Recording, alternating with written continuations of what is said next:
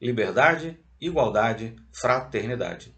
Estas três palavras constituem, por si sós, o programa de toda uma ordem social que realizaria o mais absoluto progresso da humanidade se os princípios que elas exprimem pudessem receber integral aplicação. Vejamos quais os obstáculos que no estado atual da sociedade se lhes opõem e, ao lado do mal, procuremos o remédio. A fraternidade, na rigorosa acepção do termo, resume todos os deveres dos homens uns para com os outros. Significa devotamento, abnegação, tolerância, benevolência e indulgência. É, por excelência, a caridade evangélica e a aplicação da máxima: proceder para com os outros como quereríamos que os outros procedessem para conosco. O oposto do egoísmo. A fraternidade diz: um por todos e todos por um. O egoísmo diz: cada um por si. Sendo estas duas qualidades a negação uma da outra, tão impossível é que um egoísta proceda fraternalmente para com seus semelhantes, quanto a um avarento ser generoso, quanto a um indivíduo de pequena estatura atingir a de um outro alto. Ora, sendo o egoísmo a chaga dominante da sociedade, enquanto ele reinar soberanamente, impossível será o reinado da fraternidade verdadeira. Cada um a quererá em seu proveito, não quererá, porém, praticá-la em proveito dos outros, ou, se o fizer, será depois de se certificar de que não perderá coisa alguma. Considerada do ponto de vista da sua importância para a realização da felicidade social, a fraternidade está na primeira linha, é a base. Sem ela, não poderiam existir a igualdade nem a liberdade séria. A igualdade decorre da fraternidade e a liberdade é consequência das duas outras. Com efeito, suponhamos uma sociedade de homens bastante desinteressados, bastante bons e benévolos para viverem fraternalmente, sem haver entre eles nem privilégios, nem direitos excepcionais, pois de outro modo não haveria fraternidade. Tratar a alguém de irmão é tratá-lo de igual para igual. É querer quem assim o trate para ele o que para si próprio quereria. Um povo de irmãos, num povo de irmãos. A igualdade será a consequência de seus sentimentos, da maneira de procederem, e se estabelecerá pela força mesma das coisas. Qual, porém, o inimigo da igualdade? O orgulho, que faz queira o homem ter em toda parte a primazia e o domínio, que vive de privilégios e exceções, poderá suportar a igualdade social, mas não a fundará nunca, e na primeira ocasião a desmantelará. Ora, sendo também o orgulho uma das chagas da sociedade, enquanto não for banido, oporá obstáculo à verdadeira igualdade. A liberdade, dissemo-lo, é filha da fraternidade e da igualdade. Falamos da liberdade legal e não da liberdade natural, que de direito é imprescritível para toda criatura humana, desde o selvagem até o civilizado. Os homens que vivam como irmãos, com direitos iguais, animados do sentimento de benevolência recíproca, praticarão entre si a justiça, não procurarão causar danos uns aos outros e nada, por conseguinte, terão que temer uns dos outros. A liberdade nenhum perigo oferecerá, porque ninguém pensará em abusar dela em prejuízo de seus semelhantes. Mas como poderiam o egoísmo, que tudo quer para si, e o orgulho, que incessantemente quer dominar, dar a mão à liberdade que os destronaria?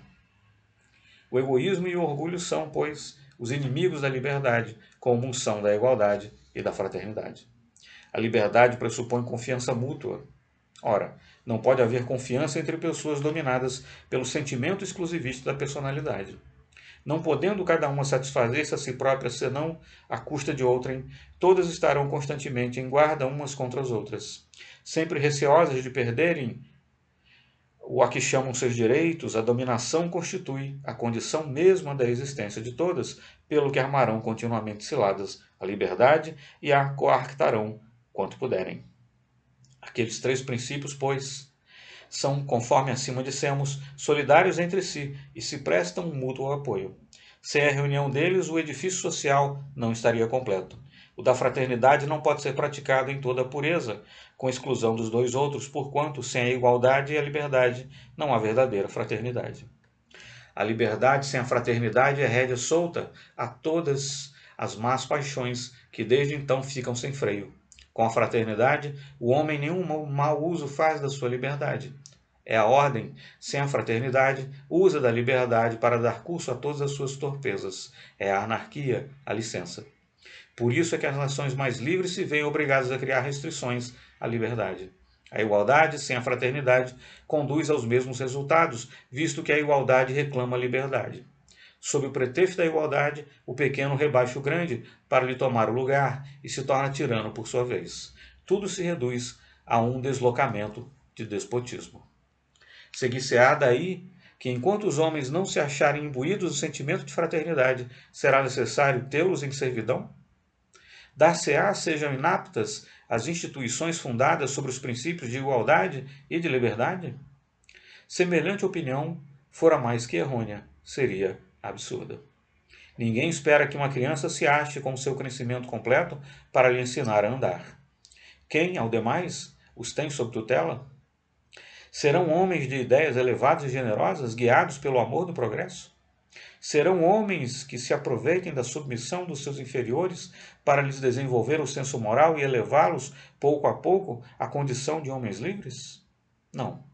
São, em sua maioria, homens ciosos do seu poder, a cuja ambição e cupidez outros homens servem de instrumentos mais inteligentes do que animais, e que então, em vez de emancipá-los, os conservam, por todo o tempo que for possível, subjugados e na ignorância. Mas esta ordem de coisas muda de si mesma pelo poder irresistível do progresso. A reação é não raro violenta e tanto mais terrível enquanto o sentimento da fraternidade, imprudentemente sufocado, não logra interpor o seu poder moderador. A luta se empenha entre os que querem tomar e os que querem reter. Daí um conflito que se prolonga às vezes por séculos. Afinal, um equilíbrio fictício se estabelece. Há qualquer coisa de melhor. Sente-se, porém, que as bases sociais não estão sólidas. A cada passo o solo treme, por isso que ainda não reinam a liberdade e a igualdade sob a égide da fraternidade, porque o orgulho e o egoísmo continuam empenhados em fazer se prolonguem os esforços dos homens de bem. Todos vós que sonhais com essa idade de ouro para a humanidade, trabalhai, antes de tudo, na construção da base do edifício, sem pensardes em lhe colocar a cúpula. Ponde-lhe nas primeiras fiadas a fraternidade na sua mais pura acepção. Mas para isso, não basta decretá-la e inscrevê-la numa bandeira. Faz-se mister que ela esteja no coração dos homens e não se muda o coração dos homens por meio de ordenações. Do mesmo modo que para fazer que um campo frutifique é necessário que se lhe arranquem os pedrouços e os tocos, aqui também é preciso trabalhar sem descanso por extirpar o vírus do orgulho e do egoísmo, pois que aí se encontra a causa de todo o mal, o obstáculo real ao reinado do bem. Eliminai das leis, das instituições, das religiões, da educação, até os últimos vestígios dos tempos de barbárie e de privilégios, bem como todas as causas que alimentam e desenvolvem esses eternos obstáculos ao verdadeiro progresso, os quais, por assim dizer, bebemos com o leite e aspiramos por todos os poros na atmosfera social. Somente então os homens compreenderão os deveres e os benefícios da fraternidade e também se firmarão por si mesmos, sem abalos, sem perigos, os princípios complementares, os da igualdade e da liberdade. Será possível a destruição do orgulho e do egoísmo? Responderemos alto e terminantemente, sim. Do contrário, forçoso seria determinar um ponto de parada ao progresso da humanidade. Que o homem cresce em inteligência é fato incontestável. Terá ele chegado ao ponto culminante além do qual não possa ir? Quem ousaria sustentar tão absurda tese? Progride ele em moralidade? Para responder a esta questão, basta se comparem as épocas de um mesmo país. Por que teria ele atingido o limite do progresso moral e não o do progresso intelectual? Sua aspiração por uma melhor ordem de coisas é indício da possibilidade de alcançá-la. Aos que são progressistas, cabe acelerar esse movimento por meio do estudo e da utilização dos meios mais eficientes.